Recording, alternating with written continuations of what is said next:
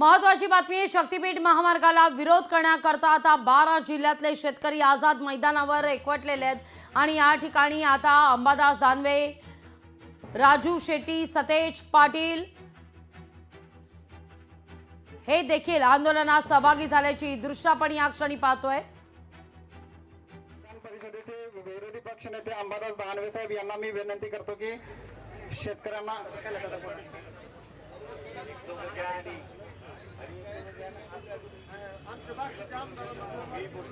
कैलास पाटील साहेब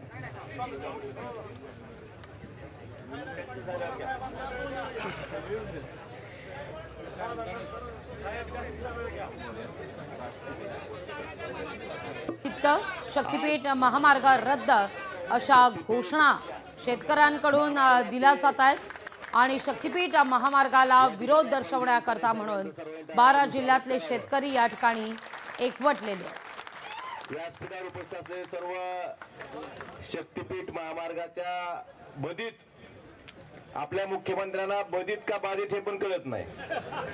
परवा काय म्हणले ते बदीत शेतकरी सगळे शक्तीपीठ बाजू महामार्गाच्या बाजूने आहेत। त्यांनी कोल्हापूरला एक बैठक घेऊन भेटले म्हणून मी त्यांना कालही विनंती केली होती, आजही सगळ्यासमोर विनंती करतोय की त्यांनी इथं यावं आणि हे शेतकरी बदीत आहेत का बाधित आहेत हे बघावं आणि ज्यांची जमीन चालली ते शेतकरी ह्या शक्तीपीठ महामार्गाला विरोध करण्यासाठी या ठिकाणी आलेले आहेत, हे मुख्यमंत्र्यांनी स्वतः यावं किंवा त्यांनी स्वतःचा प्रतिनिधी पाठवून बघावं।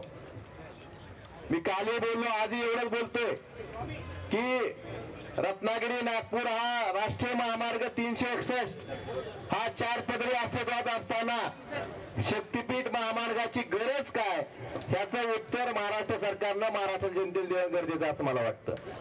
सध्या रत्नागिरी नागपूर या महामार्गाचा पॅसेंजर कार युनिट म्हणजे त्यातून दिवसाला किती वाहनं जातात हे फक्त 20,000 आहे।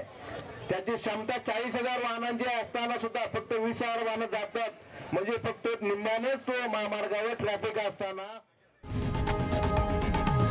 लोकशाही मराठी ऐका, पहा, जागरूक रहा।